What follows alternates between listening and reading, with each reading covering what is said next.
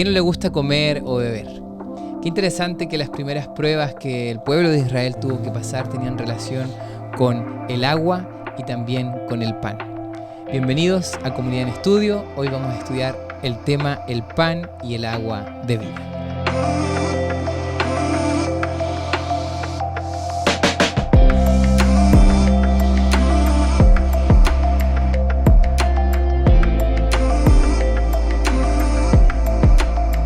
Cristian, ¿cómo estás? ¿Todo bien? Muy bien, Dani, ¿cómo estás? Una alegría siempre encontrarnos y con toda nuestra audiencia también allí, con los hermanos de la Iglesia Central aquí que se conectan y que cada semana nos mandan algún saludo también. Aprovecho para saludar a Tere, que siempre está pendiente, a Claudia, a nuestra amiga Neti también, que nos mira desde San Antonio, ¿no?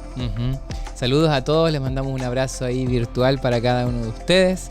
Gracias por hacernos parte también de esta conversación que se pone bien interesante, ¿no?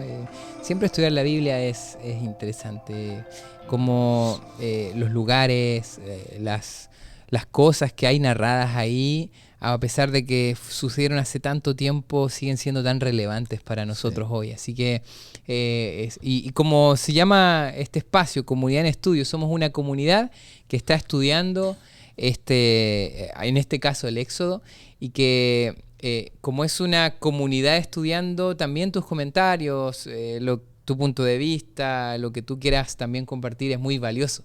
Así que te invitamos a que nos sigas dejando ahí tus interacciones también.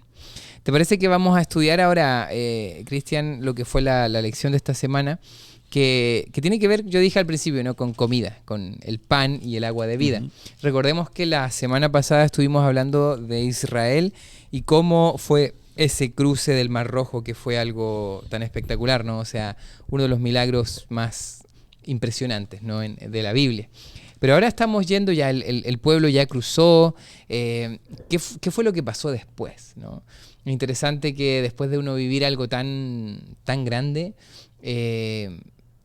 hay dos opciones, ¿no? O te quedas aferrado a eso, sabiendo de que te da seguridad para confiar en Dios, o puede ser que se te olvide, ¿no? Y a veces cometemos esos errores, ¿no? Yo siempre me acuerdo y siempre destaco que cuando era pequeño me celebraba los cumpleaños, ¿no? Y el día de mi cumpleaños era esperado, y los regalos y los invitados, pero el día después siempre era como un día un poco triste, porque era como ya no había, ya los se había ido ecos, todo, sí, ya había pasado, ¿no? Entonces creo yo que lo que vamos a estudiar ahora es un poco eso, ¿no? Después de este tremendo evento, ¿qué es lo que sucede después? ¿Qué es lo que viene después, ¿no? ¿Te parece que leamos el versículo principal y lo vamos ahí comentando? Sí. ¿Sí? Y el Señor dijo a Moisés: ¿hasta cuándo se negarán a guardar mis mandamientos y mis leyes? Miren que el Señor les dio el sábado, por eso en el sexto día les da pan para 2 días. Quédese pues cada uno en su estancia, y nadie salga de su lugar en el séptimo día. Así el pueblo reposó el séptimo día. Éxodo 16, capítulo 16, versículo 28 al 30. Hay algo interesante en relación a lo que tú decías, Dani, que es que tiene que ver con el día después de un éxito, ¿no? Elena de White, cuando describe, por ejemplo, el éxito que tuvo Elías en el Monte Carmelo, ella describe allí en el libro Profetas y Reyes, describe de qué manera Elías digamos, enfrenta ese día después. Claro. Que tenía que ver con un momento en el cual Jezabel lo le había dicho que lo iba a matar, ¿no? Y entonces Elías comienza a correr como loco, ¿no?, por el desierto, corre, ¿no? Y entonces Elena de White dice allí que muchas veces después de nuestros momentos de éxito viene como un bajón, como una depresión, ¿no? Y eso es exactamente lo que le pasa al pueblo de Israel, después de ese gran éxito que ellos habían tenido y cómo habían visto la mano de Dios allí en el cruce del Mar Rojo, ¿no? Lo habían visto, habían presenciado, habían sido parte, Dios había hecho el milagro en ellos, pero ahora unos poquitos días después, unos 3 días después, ellos comienzan a sufrir las necesidades propias de andar en el desierto, ¿no? Claro, claro, claro. Podríamos decir nosotros, comenzamos a sufrir las necesidades propias de estar transitando por esta vida. Por este mundo. Por este mundo, ¿no? También árido, ¿no? Y a veces decimos, ¿no? Es decir, hay problemas que nosotros nos buscamos y situaciones por malas decisiones que tomamos, pero hay otros problemas que nos vienen solo por vivir en este mundo que es como un desierto, ¿no? Claro. ¿Sí? Y tal vez no nos buscamos el problema, ellos nos estaban buscando el problema de la falta de agua o la falta de comida. No, estaban viviendo en el desierto no hay agua, en el desierto no hay comida, no hay una tienda que tú dices, bueno, a ver, 2 millones de personas, pasamos por acá. Aún el día de hoy, nosotros hace 2 meses transitamos por esa ruta, misma ruta, ese mismo camino del Éxodo, ¿no? Cruzamos yo les comentaba las lecciones anteriores, ¿no? Cruzamos ahí más o menos en la zona donde el pueblo de Israel cruzó, que es el Golfo de Suez, y ahí entramos a lo que es la parte. Y pasamos por este sector, que es el sector de Mara, justamente. Y el guía hizo que el bus vaya un poquito más lento para que nosotros podamos ver los humedales que hay allí, ¿no? Uno puede ver así, desde la carretera, puede ver la zona un poco más húmeda, de la arena un poco más húmeda. Claro. Y en el fondo se ve allá todavía parte de lo que es el Golfo de Suez, el Mar Rojo propiamente. Claro, agua salada, ¿no? Ellos pasaron por ahí, vieron que habían fuentes de agua ahí que eran propios de la cercanía con el mar, pero esa agua estaba salada, era agua de mar, agua salada, ¿no? Claro. Agua que cuando se seca eso un poco, queda todo el salitre, todo blanco, ¿no? Y ahí nosotros lo podíamos ver así con nuestros propios ojos, ¿no?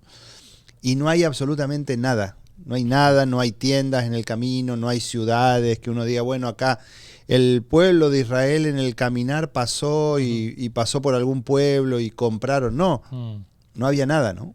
Sí. Entonces, como digo, aún hasta el día de hoy, porque es una zona muy, muy desértica, muy, muy, muy infértil para la vida, ¿no? Claro. Pero el pueblo de Israel estaba siendo guiado por Dios por ese caminar. Entonces muchas veces nosotros somos guiados también por desierto en nuestra vida. Pero es ahí en el momento donde uno debe tener la plena confianza en el Señor y decir, yo estoy puesto en las manos del Señor. Y no importa lo que me pueda estar pasando, no importa lo que me pueda estar faltando. Al pueblo le faltaba un elemento vital como es el agua, ¿no? Y en ese momento Dios ahora hace el milagro con el pueblo, ¿no? Sí. Dice el capítulo 15, versículo 22, e hizo Moisés que partiese Israel del Mar Rojo y salieron al desierto de Shur y anduvieron 3 días por el desierto sin hallar agua. Y llegaron a Mara y no pudieron beber las aguas de Mara porque eran amargas. Por eso le pusieron el nombre de Mara. Entonces el pueblo comienza a murmurar y se da una constante en esto, ¿no? Claro. En cada momento que el pueblo comenzó a tener necesidad, se da exactamente el mismo patrón. Necesitaban agua, comenzaban a murmurar y comenzaban a acordarse de lo que habían dejado allá en Egipto. Claro. ¿Sí? Sí. Y qué paradójico es, ¿no? Porque mira que el pueblo comience a ver como aquello que habían dejado en Egipto como mejor de lo que tenían. Y sí, era mejor de lo que tenían. Estaban en el desierto también. Estaban en el desierto, ¿no? En Egipto tenían un techo, por lo menos, no había tanto, no hacía tanto calor como estar en el desierto, vivir en tiendas. Tenían comida, indudablemente, porque ellos dicen, estábamos hartos de tanta comida que teníamos allá en Egipto, de las ollas de carne y todo.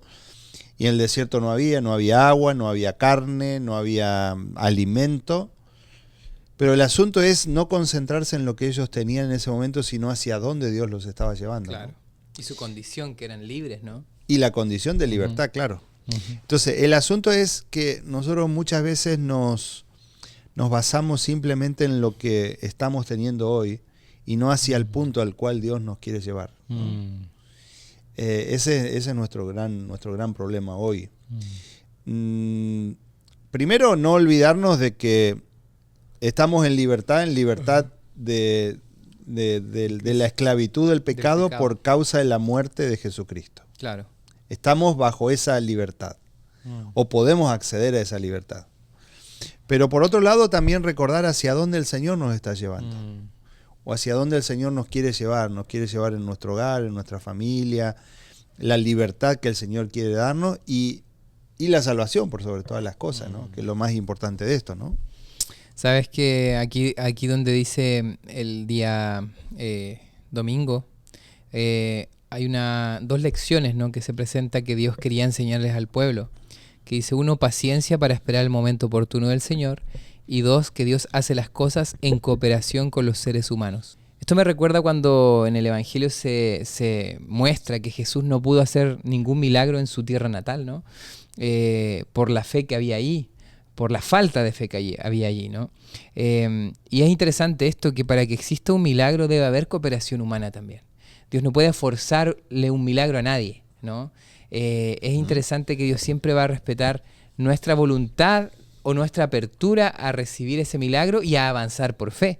Ayer hablábamos un poco, la semana pasada, ¿no?, de que en el orden divino no es ver para creer, no es como que Dios te muestre toda la evidencia o te muestre el milagro y ahí tú crees, sino que es todo al revés. Es yo creo, me muevo en fe para ver que Dios me va a hacer un milagro. Entonces yo creo que Dios igual estaba tratando de enseñar eso, y a veces nosotros también tenemos tragos amargos, ¿no? Pero esos tragos amargos Dios aún los puede transformar en agua dulce, ¿no? Yo creo que eso es muy significativo también para nuestra vida. O sea, ¿cuántas veces nosotros pensamos que Dios nos estaba guiando por un camino que estaban bien las cosas, habíamos visto milagros y nos dimos cuenta que era un trago amargo?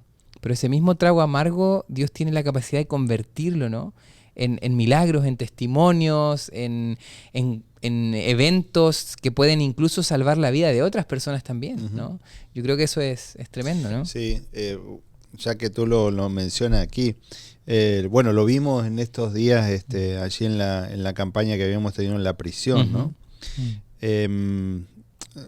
Hicimos, bueno, para nuestros oyentes, tuvimos una campaña en la prisión de Segovia, que la iglesia central está trabajando aquí ya por más de 16 años. Y hicimos una campaña en el mes de julio, ahora, hace unas pocas semanas atrás, unas 3 semanas atrás. Y resultó que, bueno, el día que teníamos el bautismo, los guardias no dejaron salir algunos de los internos que querían bautizarse. Quedaron 16, bautizamos 53 personas allí. Tremendo. Y 16 no pudieron salir para venir al bautismo. Y entonces, coordinando allí con el capellán de la prisión, acordamos ayer, hoy es día martes, ¿no? Y ayer anoche poder hacer el bautismo de esas 16 personas. Y el sábado el hermano David Chong, que es el director del ministerio de la prisión allí de aquí de la iglesia, me dice, mira, el capellán me habló, dice, estuve en la prisión allí este sábado y los muchachos, el capellán me dijeron que hay mucha más gente para bautizar aparte de esos 16. Y bueno, anoche estuvimos haciendo el bautismo y se bautizaron 59 personas más. Wow. Ya habíamos tenido 53 y ahora fueron 59, ¿no? Y entonces, bueno, contigo, con Brian también, con el pastor de jóvenes, hablábamos y decíamos qué lección a veces nos enseña el Señor, ¿no? Porque a veces en el momento nos sentimos amargo, mal, ¿no? En el momento nos sentimos mal y fue un trago amargo el hecho de que los guardias no dejaran salir a esos 16. Entonces, yo personalmente estaba un poco molesto y decía, ¿pero por qué? Y le fuimos a hablar y justo ese día había uno de los miembros aquí en nuestra iglesia que estaba como guardia, pero decía, pastor, yo no puedo hacer más porque los guardias de aquel sector no los dejan salir. Y entonces estaba un poco molesto ahí con los guardias, pero ¿cómo es el Señor, no? El Señor se valió de esto, ¿sí?, para que muchas más personas después se terminen decidiendo por el trabajo que los mismos internos hicieron. Porque ellos mismos fueron invitando y fueron hablándoles a otros y convenciéndolos y haciéndole el llamado allí internamente, que nosotros no hubiésemos podido hacer, porque no podemos entrar a los cuartos de ellos, ¿no? Y el trabajo misionero lo hicieron ellos allí, ¿no? Entonces uno dice, estas son las cosas como el Señor a veces transforma aquellos tragos que pueden parecer amargos para nosotros, el Señor lo transforma y vivimos una fiesta ayer con 59 personas que se bautizaron, ¿no? Fue hermoso. Yo también estuve ahí, no estuve en la semana que ustedes estuvieron, pero se sentía un ambiente tan lindo, ¿no? Entre ellos, el interés incluso hubo por ahí uno que justo se bautizó y el día después ya iba a salir en libertad. Hoy estaba saliendo, ¿no? sí. Tremendo, o sea, doblemente libre, ¿no? Libre ahí del pecado por la sangre de Cristo y ahora libre. Es, como tú dices, o sea, a veces esos tragos amargos, solamente Dios requiere que confiemos y que tengamos paciencia en que su visión es más alta que la nuestra, ¿no? Sí. Y que esos tragos pueden significar uno de los mayores milagros que Él va a hacer en nuestra vida. Así que yo creo que aquí lo que aprendí al también repasar esto es que debemos tener paciencia y confianza en Dios, ¿no? Que Él tiene una perspectiva más elevada, que Él sabe lo que hace y que aunque a veces se sienta amargo, la prueba, la situación que estemos pasando, Él pronto nos va a entregar la razón o nos va a hacer ver que era por una razón, ¿no? Y como lo vimos en la cárcel, o sea, sí, era por una razón, ¿no? Sabes que a seguir avanzando ahí con el tema de la escuela sabática, me llama la atención ahora lo que es del maná, ¿no? Las codornices y el maná, que es lo que vimos el lunes, ¿no? Luego de esto, los israelitas se volvieron a quejar, ¿no? Y es interesante que, bueno, ahí en el estudio... Esto es queja sobre queja, ¿no? Sí, en Mara, con el agua amarga, con el maná, con la falta de alimento. Después, viene el agua de la roca, después viene un poquito más adelante la cantidad de maná ya los hartó y querer comer carne, ¿no? Entonces, esas quejas constantes, ¿no? Sí. Sabes que, y de hecho me llama la atención porque no sé qué esperaba el pueblo, o sea, esperaba que pudieran tener un menú así diario. Es como, no sé, a veces nosotros tenemos expectativas equivocadas, ¿no? O sea, están yendo, claro, por un desierto. Yo creo que Dios de alguna manera lo estaba preparando, pero a veces nosotros exigimos, y al quejarse, el otro día hablábamos también, ¿no? Que estamos leyendo también en los días miércoles, ¿no? Este libro, Historia de la Redención. Y hablábamos un poquito de eso también, de la queja, ¿no? Cuando uno se queja no suma nada, ¿no? Uno se queja simplemente, es distinto a poder proponer, a poder decir, mira, yo quiero colaborar.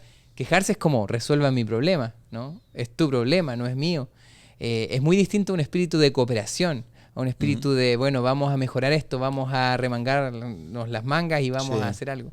Entonces creo yo que eso tenemos que aprenderlo, ¿no?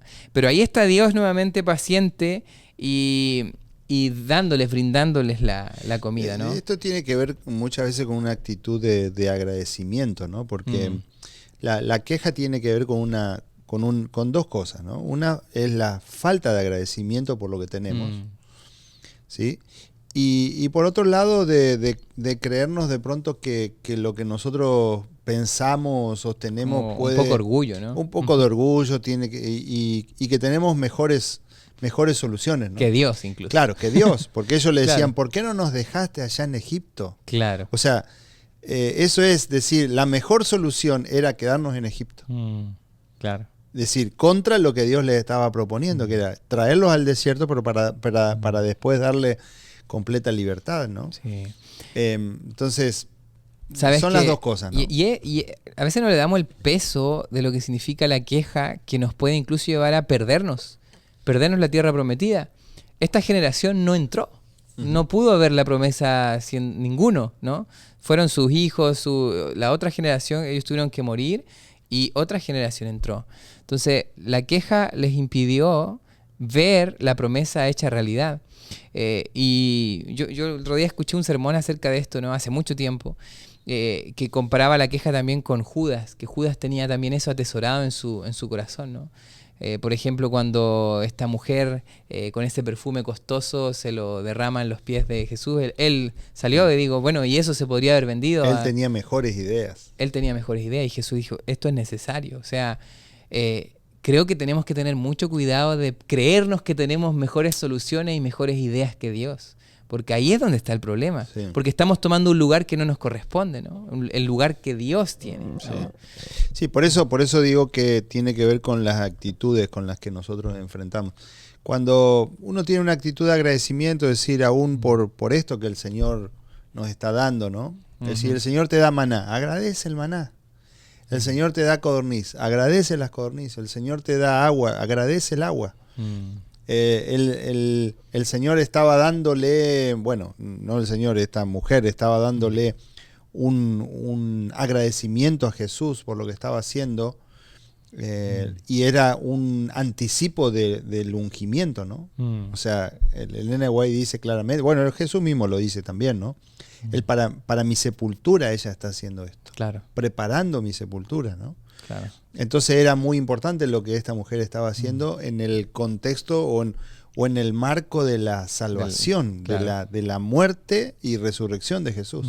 Que otros no lo veían. Que Judas ni lo entendía como claro, tal, claro, porque él solamente tenía el signo peso dibujado en sus ojos, nada más. Claro. Y se perdía de vista la condición espiritual, ¿no? Que es lo más trascendente, definitivamente. Claro, ¿no? que sí. Entonces, por eso llega a pensar esto y llega a decir, no, yo tengo una mejor idea. Mi idea sería, ¿por qué no se vende esto y se da a los pobres? No era que le preocupaban los pobres en realidad. No le preocupaban los pobres, le preocupaba que haya más dinero en las arcas como él era el tesorero, quería tener más dinero para robar, nada más. Eso es. Y eso la Biblia lo dice claramente. Entonces, ¿cuáles son a veces las motivaciones por las cuales nosotros nos quejamos? Bueno, ¿sí? Claro que sí. Entonces, muchas veces nos quejamos porque no solamente por orgullo, sino porque hay cosas detrás, ¿no?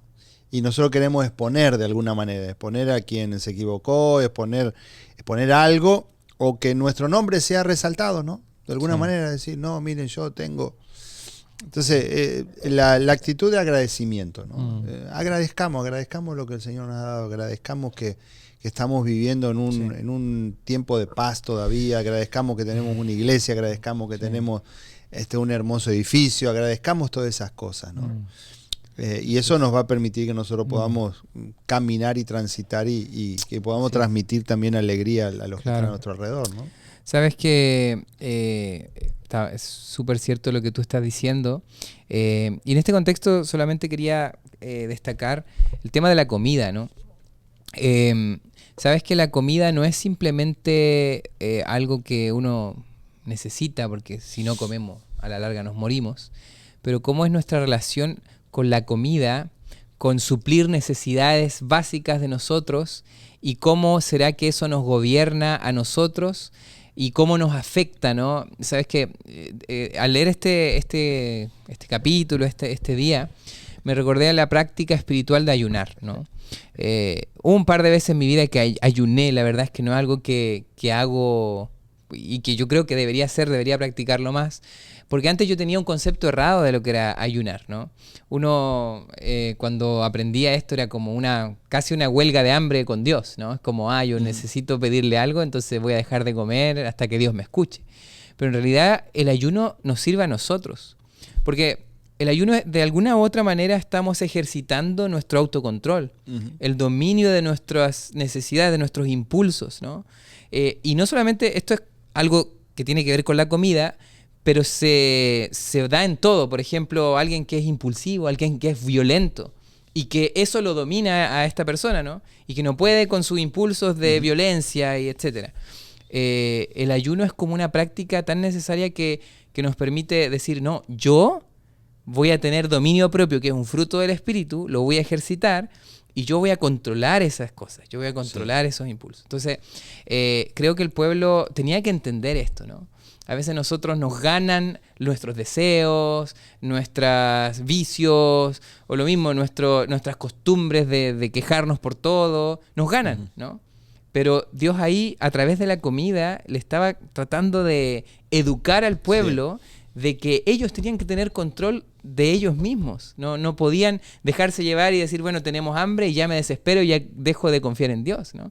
Yo creo que eso es también súper importante, ¿no? Sí. Es uno de los puntos, digamos, que producen mayor debilidad en los seres humanos. Por eso hay muchos momentos, ¿no? A veces decimos, ¿no? Adán fue tentado por causa de la comida, Jesús fue probado por causa del alimento también allí en el desierto. Es verdad, ¿no? Entonces hay momentos, y Jesús dijo, no solo de pan vivirá el hombre, ¿no? Entonces son cuestiones en las cuales nosotros somos probados. Y es ahí donde demostramos verdaderamente si estamos tomados de la mano del Señor o no. Y como tú decías bien, Dani, si tenemos autocontrol sobre nuestra vida. Y controlar los apetitos propiamente, sí. ¿No? Controlar los deseos, controlar los bajos impulsos, controlar el decir. Y yo no puedo andar por la vida diciendo, bueno, yo soy así, todos los demás tienen que aguantarse como yo soy. Bueno, me quedaré y terminaré solo en la vida ahí recluido, ¿no? Si pienso de esa manera, ¿no? Porque tarde o temprano, digamos, si tengo una actitud continua de queja, continua de hacer solamente lo que yo desee y no controlo mis impulsos, tarde o temprano voy a terminar quedando allí totalmente aislado, ¿no? Así es. Y el Señor quería que ellos pudieran tener un dominio propio, ¿no? Y entonces viene una cantidad de cosas allí que tienen que ver con el alimento, ¿no? Entonces si lo conectamos, por ejemplo, allí al maná con una enseñanza que Jesús quería dejarles, que Dios quería dejarles con respecto al sábado. Aún en esa cuestión que tenía que ver con el alimento, Dios estaba conectando una de las verdades eternas, ¿no? Que es la observancia del sábado, ¿no? Y entonces, bueno, ya sabemos cómo esto funcionaba allí en Éxodo capítulo 16, desde el versículo 1 hasta el 36. No, obviamente no lo vamos a leer todo aquí. Dios le da el maná, pero le da una serie de indicaciones. Ellos podían de domingo a viernes, de domingo a jueves, ellos podían tomar una porción nada más de alimento, de maná. ¿Sí? Claro. Y entonces aquí hay dos cosas. Uno es el esfuerzo personal que Dios les está implicando, decir, mire, yo les voy a regalar el maná, pero ustedes tienen que poner esfuerzo. ¿Cuál era el esfuerzo? Levantarse temprano, salir a buscar, juntar. Decía, no, no tengo ganas de levantarme todos los días tan temprano, entonces voy a juntar un día voy a juntar 2 porciones para tener para el día siguiente. Se le terminaba pudriendo el maná. Pero el viernes sí podían juntar 2 porciones y el maná les duraba para el día sábado, ¿no? Entonces, interesante eso. Primero, no había descomposición de los alimentos ese día. Dios preservaba los alimentos. Y Dios les estaba dejando una enseñanza también con respecto a ese tiempo sagrado de 24 horas, que era el sábado, como un espacio, como un tiempo santo, separado y apartado para Él, ¿no? Claro. Aún con ese detalle, porque uno podría decir, ¿qué pecado había en salir a...? Porque a veces nosotros relativizamos las cosas, ¿no? Y decimos, no, esto es relativo, ¿no? Y a veces ha pasado gente que de pronto viene a la iglesia y dice, bueno, ahora nos vamos a un restaurante a comer porque tenemos que comer. Y uno podría decir, pero si lo puedes evitar a eso. Lo puedes evitar, a menos que estés viajando, a menos que estés fuera. Entonces uno compara ahí las cosas, es decir, puedo evitar, voy a comer simplemente a un restaurante porque por un deseo, por un impulso nada más de salir a comer a un lugar afuera, o lo puedo evitar. ¿Sí? Estoy viajando, bueno, no lo puedo evitar porque estoy viajando, estoy lejos de mi casa, estoy afuera, ¿no? Pero esto se podía evitar. Se podía evitar. Dios le dice, evítenlo. ¿Había pecado en salir y buscar la comida? No, porque era algo, aparentemente por lo que dice el relato bíblico, salían fuera de la tienda y ya tenían allí el maná esparcido en el terreno, ¿no? Entonces no era un trabajo tan arduo, pero aún en ese pequeño detalle Dios les estaba dejando una enseñanza para que ellos recuerden cómo Dios había apartado y separado, y que sea algo que ellos vuelvan a comiencen a vivir y a practicar nuevamente, que tal vez en Egipto no lo habían podido practicar. Claro, siendo esclavos, ¿no? De la manera como Dios quería que lo practicaran. Entonces ahora Dios les vuelve otra vez a recordar esto, es decir, recuerden el sábado.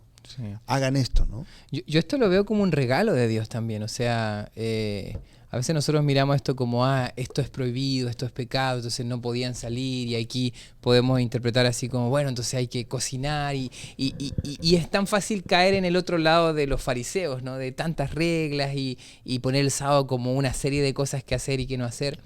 Pero sin desprestigiar este tema, porque igual nosotros tenemos que, si es que queremos disfrutar un día, hay ciertas cosas que tenemos que hacer, ¿no? Pero ahora yo esto lo veo como un regalo. O sea, imagínate, ellos eran esclavos acostumbrados a trabajar 24/7, y Dios está diciendo, mira, les voy a dar doble porción el viernes para que ustedes, el día sábado, o sea, ya no tienen que salir a buscar. Pueden dormir un rato más. Pueden descansar. Ustedes son humanos, no son esclavos. Sí. Y este día es para recordarles quiénes son ustedes, ¿no? Y por eso mira, ese día no quiero que salgan a trabajar ni a cosechar. Vívanlo en relación conmigo, vuelvan a recordar quiénes son. Entonces, creo yo que el sábado es eso, ¿no? Es recordarnos que no somos esclavos, ¿no? Es vivir un tiempo realmente en cercanía con Dios. Y es porque Dios también quiere relacionarse con nosotros, ¿no? Sí. Y a veces estamos tan ajetreados en el día a día que no aprovechamos el regalo en el tiempo que Dios nos dio, ¿no? Sí. A nosotros, bueno, nos pasa, los pastores aquí estamos, los sábados estamos todo el día acá en la iglesia, ¿no? Yo personalmente vengo 8:30, 8:40 en la mañana del sábado y me quedo todo el día. Y sinceramente no me es ningún peso para nada, no es que, estoy acá, no, porque disfruto verdaderamente de ese día, de estar en la iglesia, ¿no? Entonces el Señor quiere que nosotros vivamos y disfrutamos eso, que disfrutemos eso, ¿no? El tiempo. Ese tiempo especial, ese tiempo de adoración, ese tiempo de la iglesia, ese tiempo de descanso, ese tiempo de vivir un ambiente distinto. Sí, ¿no? Correcto. Porque es un ambiente distinto, un ambiente donde uno, a pesar de que los pastores estamos en nuestra tarea, pero es un ambiente donde uno está despreocupado de las cosas comunes. ¿Sí? Así es. De los trámites. Ese día yo me olvido que tengo deuda, por ejemplo, ¿no? Y la sigo teniendo, ¿no? Pero ese día me olvido, por ¿no? lo que somos, ¿no? Bueno, claro, entonces, claro que sí. Disfrutar eso, ¿no? Sí. Disfrutar eso hermoso que el Señor nos da, que es ese tiempo especial, ¿no? Sí, y eso es lo que Dios quería que ellos pudieran disfrutar. Así es. Y se lo deja con la enseñanza tan simple como es de la comida, ¿no? Sí. El maná. Correcto. Sabes, para ir llegando ya al final, hay dos cosas que me gustaría ver, porque una de las cosas que son regalos de Dios para poder descansar en Él fue esto del sábado, y volverles a recordar a este pueblo esclavo de que tenían este regalo en el tiempo. Pero otro regalo que yo siento que vino en forma de consejo para Moisés, que Moisés, imagínate, o sea, estaba recién empezando esto, tenía un liderazgo de un pueblo complejo, millones de personas, algo muy difícil, ¿no?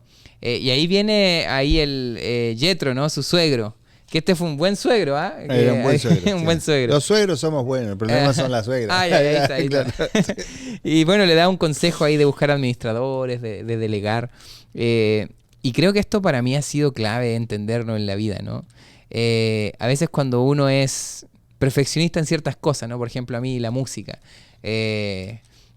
Como que cuando empecé a producir, empecé a componer, como que me daban ganas de yo hacer todo porque desconfiaba de que otro no lo hiciera como yo quisiera, y esto de delegar siempre me costó, desde pequeño, como, bueno, vamos a hacer un trabajo en grupo, pero ¿y si no le queda como yo quiero? Claro.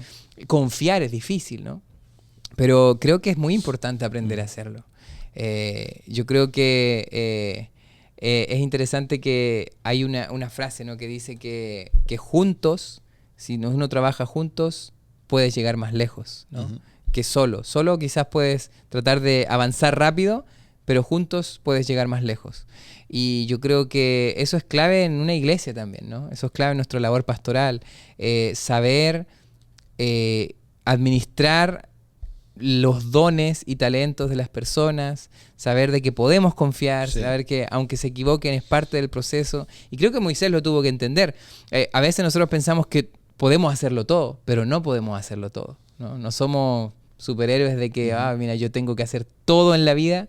No, podemos en equipo poder Sí. conseguir muchas cosas más, ¿no? ¿Qué piensas tú? Algunos detalles con respecto a esto, ¿no? Dice el capítulo 18, versículo 1, oyó Jetro, sacerdote de Madián, suegro de Moisés, todas las cosas que Dios había hecho con Moisés y con Israel su pueblo, y cómo Jehová había sacado a Israel de Egipto. Y tomó Jetro, su suegro, de Moisés a Séfora, la mujer de Moisés, después que él la envió, ¿no? Y entonces vienen a verlo a Moisés. Y es interesante aquí que dice que Jetro era sacerdote de Madián. Algunos comentadores bíblicos dicen que Jetro no era un creyente en Dios, en el Dios, en Jehová, en el Dios verdadero, ¿no? Y entonces comienza a ver cómo Dios obró en el pueblo de Israel. Y comienza a creer en ese Dios. Pero fíjate que Jetro le da algunos consejos. Y podríamos decir un consejo de parte de alguien que no creía en Dios. Y a veces nosotros podemos llegar a tener consejos de personas que están a nuestro alrededor, que Dios las utiliza, ¿sí? Por decir, no sé, un abogado. Vamos y no es un creyente en Dios, pero ese abogado nos guía o nos orienta. O un contador para algún negocio, para alguna cosa, o alguna persona de la cual Dios se puede valer. Porque a veces nosotros pensamos que los cristianos religiosos solamente somos los únicos que podemos llegar a tener el mejor consejo para dar. ¿Sí? Y Dios se vale muchas veces de otras personas. Puede ser un doctor que de pronto a lo mejor no sea creyente en Dios, pero te puede dar buenas indicaciones de salud. Un abogado, un asesor, ¿no? En algún sentido, de alguna manera, una asesoría que es la que Jetro le da a Moisés. Jetro lo asesora a Moisés de cómo administrar ese pueblo de 2 millones de personas. Y si tú te estás agotando, ¿no? Tienes que organizar de tal manera, ¿no? Indudablemente que él tenía una preparación en ese sentido, o por lo menos Dios lo iluminó para que sea un asesor para Moisés en lo que tenía que ver con la administración del pueblo, ¿no? Claro. Y entonces dice el versículo 8, dice, y Moisés contó a su suegro todas las cosas que Jehová había hecho a Faraón y a los egipcios por amor de Israel, y todo el trabajo que habían pasado en el camino y cómo los había librado. Y se alegró Jetro, dice el versículo 9, de todo el bien que Jehová había hecho a Israel al haberlo librado de mano de los egipcios. Y Jetro dijo, bendito sea Jehová que os libró de mano de los egipcios, de la mano de Faraón, y que libró al pueblo de la mano de los egipcios. Ahora conozco que Jehová es más grande que todos los dioses, por lo que se ensoberbecieron, prevaleció contra ellos. Y tomó Jetro, suegro de Moisés, holocausto y sacrificio para Dios, y vino Aarón y todos los ancianos de Israel para comer con el suegro de Moisés delante de Dios, ¿no? Y aquí hay una enseñanza también para Jetro, ¿no? Que él termina reconociendo a Dios como el Dios verdadero, ¿no? Entonces, a través de lo que Dios hace con nosotros podemos ser testimonio también a aquellos que están a nuestro alrededor, ¿no? Así es, así es. Y sabes que aquí está la gran diferencia entre una queja y una crítica constructiva o un consejo. Viste que si Jetro podría haber venido y haber venido en el mismo tono de las quejas, ¿no? Mira, tú eres un mal líder, tú no haces bien esto, mira cómo tienes al pueblo. Eso es queja, ¿no? Pero Jetro vino con una propuesta, con un consejo. Yo creo que nosotros tenemos que tener la humildad suficiente como para recibir estos consejos, ¿no? Porque aquí igual hay un pensamiento, ¿no?, que dice, bueno, Moisés podría haber despreciado el consejo. Como tú decías, viene de alguien que quizás no cree lo mismo que yo. Un inconverso. ¿Quién me viene a decir Claro. cómo hacer las cosas si yo tengo comunicación directa con Dios? Claro. ¿No? Y Dios estaba usando a Jetro para poder dirigirme de mejor manera a Moisés. Entonces, creo yo que Dios tiene que darnos la humildad de aceptar estos consejos, ¿no? De aceptar cuando la gente diga, mira, esto lo podría hacer de esta otra manera. O mira, en esta área puedes destacar mucho más. O mira, puedes hacer esta delega, ¿no? Te está haciendo mal. Yo creo que todos esos consejos que vienen desde el respeto, tenemos que tener la humildad para poder tomarlos, porque puede ser la voz de Dios hablándonos, ¿no? Entonces creo yo que eso es súper, súper importante también. Y quizás ya para ir terminando, solo para cerrar, es interesante cómo al final encontramos el pan y el agua de vida que tienen su cumplimiento en Cristo, y cómo Pablo compara a Cristo como el pan de vida, como el agua de vida, el Cristo mismo diciendo, ¿no?, que incluso me llama la atención de que dice aquí que en uno de los textos de que Jesucristo era esa roca que les dio, de donde salió agua, ¿no? O sea, como que Jesucristo, la realidad de Jesús, estuvo allí, y hoy tenemos ese conocimiento de esa persona de Jesús. Entonces, creo yo que nosotros lo que más necesitamos para vivir, pan y agua. Y Jesús es eso para nosotros, ¿no? Y hay una conexión ahí. Por ejemplo, la mujer samaritana, Jesús le dice, yo soy el agua de vida. Cuando en el capítulo 6, versículo 31 de Juan capítulo 6, versículo 31, dice, Jesús dice, nuestros padres comieron el maná en el desierto, y como está escrito, pan del cielo les dio a comer. El maná aún estaba representando también a Jesucristo. El agua que el pueblo de Israel tomó allí, tanto de la roca como el agua de Mara también, el agua amarga transformada en agua dulce, estaba representando a Jesús. Y Jesús le dijo, de cierto os digo, no os dio Moisés el pan del cielo, mas mi Padre os da el verdadero pan del cielo. ¿Sí? Moisés no se los dio, le dice él. El que se los dio era el Padre, ¿no? Porque el pan de Dios es aquel que descendió del cielo y da vida al mundo, ¿no? Y entonces le dijeron, Señor, danos siempre este pan. Y Jesús le dijo, yo soy el pan de vida. Jesús presentándose como el pan de vida. Es una de las figuras que a mí personalmente más me gustan de Jesús, ¿no? Jesús presentándose como el pan de vida. Siempre digo que en la alimentación de los 5.000 y en la alimentación de los 4.000, cuando Jesucristo multiplica el pan, no era una entrega de despensa, ¿no? Decir, ustedes están hambrientos, mire, le doy despensa porque no tienen dónde comprar, tomen para comer, ¿no? No es una entrega de despensa. Es Jesús él mismo entregándose y transformando la necesidad que ellos tenían, el hambre que tenían, diciéndole, yo soy el pan de vida, ¿no? Y eso es una de las figuras que a mí personalmente más me gustan de los evangelios y de cómo, porque es algo que nosotros lo podemos palpar diariamente, ¿no? Todos los días tenemos hambre, todos los días. No hay un día que no tengamos hambre. Algunos días comeremos mejor que otros, ¿no? Obviamente, ¿no? Pero todos los días tenemos hambre. Y esa es la verdadera necesidad que nosotros debiéramos tener de Jesús. Así es. Todos los días sentir esa profunda necesidad de Jesús, y Jesús diciéndonos, yo soy el pan de vida. Yo soy lo que ustedes necesitan. Todo lo que ustedes necesitan, yo soy. Wow. Yo creo que solamente dejarles la invitación a ustedes, ¿no? Que hagan a Jesús ese yo soy, ese pan de vida, esa agua de vida, aún en tu desierto, ¿no? Porque yo creo que cada uno puede estar pasando por un desierto, así como el pueblo de Israel. Que nunca te olvides de que ya eres libre, de que ya no eres un esclavo, y de que allí en medio de tu desierto Jesús es todo lo que tú necesitas. Él es tu agua, Él es tu pan, y en Él, y como dice, ¿no? Todo el que coma de ese pan de vida o beba de esa agua nunca más va a volver a tener sed ni hambre, porque Jesús llena ese vacío que quizás hoy sientes que no está lleno. pero es que quizás lo que te falta realmente es Jesús en tu vida y no estas cosas que andas persiguiendo. Así que Dios te bendiga y nos vemos en la siguiente semana para otro episodio de Comunidad en Estudio. Bendiciones. Bendiciones, Chao, chao. bye bye.